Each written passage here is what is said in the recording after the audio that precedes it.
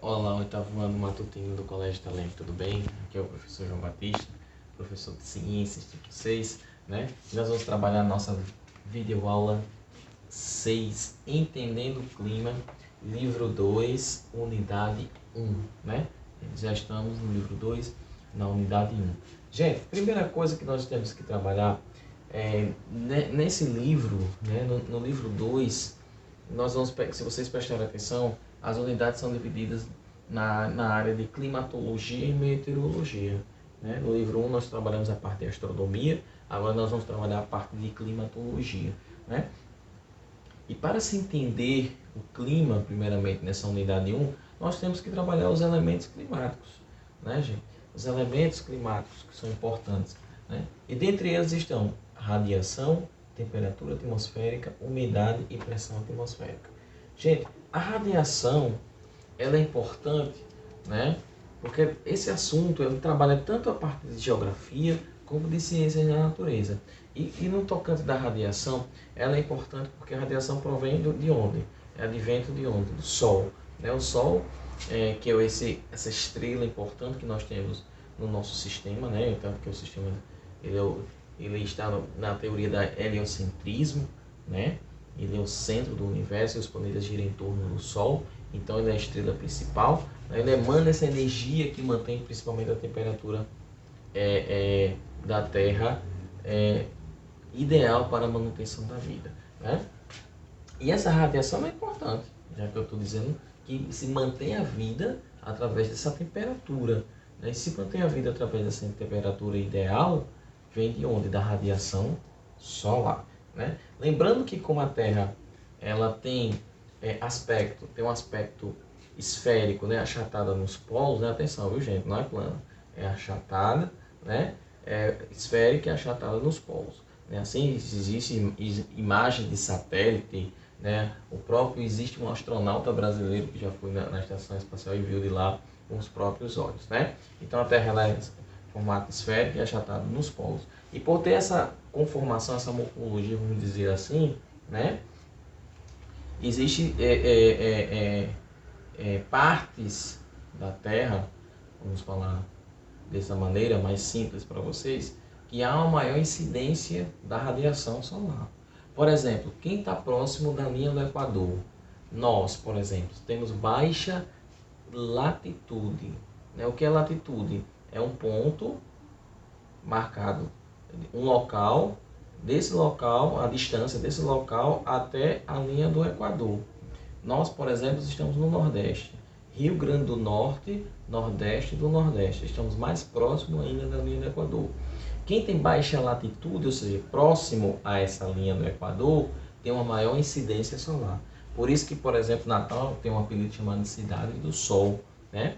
Isso interfere no clima, até na questão econômica nossa aqui, falando da nossa cidade propriamente dita. O turismo, por exemplo, é um mecanismo econômico importante para Natal, porque ela tem essa conotação, né, de cidade do sol, esse apelido.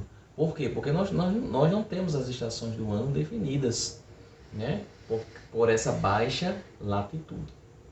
Tá certo? Então tem uma maior incidência de radiação solar. Isso envolve bioma, biodiversidade, questão econômica.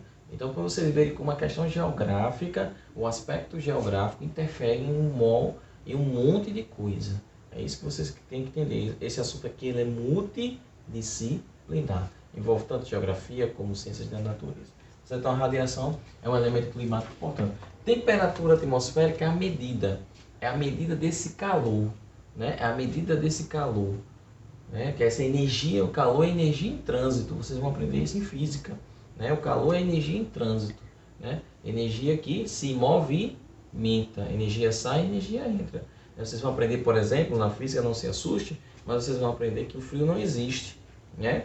O que existe é a saída ou a entrada de calor. Você tem a sensação de frio, mas o frio não existe. Quando você perde calor, você tem a sensação de frio.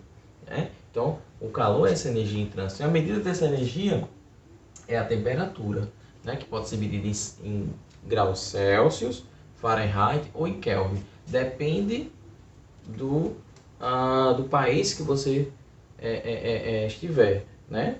Alguns países a medida não é em graus Celsius. Aqui no Brasil nós medimos em graus Celsius, né? Se mede em Fahrenheit, outro em Kelvin, assim por diante. Existe uma fórmula física, vocês podem estar mudando, aí vocês vão aprender isso no nono ano, em 2021, né? Vocês vão aprender essa questão da mudança. Quantos, por exemplo, 30 graus Celsius vale para Fahrenheit, vale para Kelvin. Existe uma fórmula matemática para fazer isso, e vocês vão aprender isso em física, na parte de termologia. A umidade, gente, a umidade são as gotículas de água suspensas no ar, né? A transformação dela do estado gasoso para o estado líquido. Quanto maior a umidade, maior essa sensação térmica amena que nós sentimos, né? Não é aquele ar seco, né? Isso provém, por exemplo, de locais que têm próximos a corpos d'água. Por exemplo, Natal tem um grande corpo d'água. Qual é o corpo d'água, professor? O Oceano Atlântico. Nós temos próximos, estamos numa cidade litorânea. Nós temos a brisa marítima e também a evaporação desse mar. Consequentemente, a umidade de Natal ela é um pouco mais alta. Por exemplo, a cidade do interior, como Mossoró, vamos supor, e tem corpos d'água distantes. Por isso que o ar de Mossoró é mais quente, aquele bafo que nós chamamos, apelidamos de bafo. E aqui não. Nós temos maior umidade, consequentemente a temperatura é mais amena, né? Isso também pode se relatar a questão das plantas. Como as plantas acontecem a evapotranspiração, no local que é arborizado, tem muita planta, você tem a sensação térmica mais amena, né? Você tem aquela sensação gostosa de um ar mais frio. Por quê? Porque tem umidade, tem gotículas de água em suspensão, porque as plantas também transpiram, a questão da evapotranspiração. E a pressão atmosférica, gente, tem a ver com a altitude, né? Por exemplo, nós estamos a nível do mar. Estamos numa cidade a nível do mar. Então, a pressão atmosférica é máxima aqui em Natal. É 1 atm, né? 1 atmosfera, que é a medida da pressão atmosférica, né? Então, o que é a pressão atmosférica? É a pressão exercida por esses gases da atmosfera, né? Existem esses gases. Então, quanto maior a altitude, menor a pressão, porque esses gases, a quantidade de gases que existe sobre aquela cidade, por exemplo, que é uma cidade serrana, vamos supor, é uma menor quantidade de gases exercendo a pressão. Então, quanto maior a altitude, menor a pressão. Se você está a nível do mar, você tem uma quantidade de gases maior. Então, a pressão que esses gases exercem sobre aquele local é maior. Então, a pressão atmosférica será maior. Então, está relacionado diretamente com a altitude. Tá bom, gente? Então, fica aí de exercício para vocês a página 295. Atenção, 295 e 296. Façam esses exercícios. Tá certo? Espero que tenham entendido. Estudem sempre e até a próxima.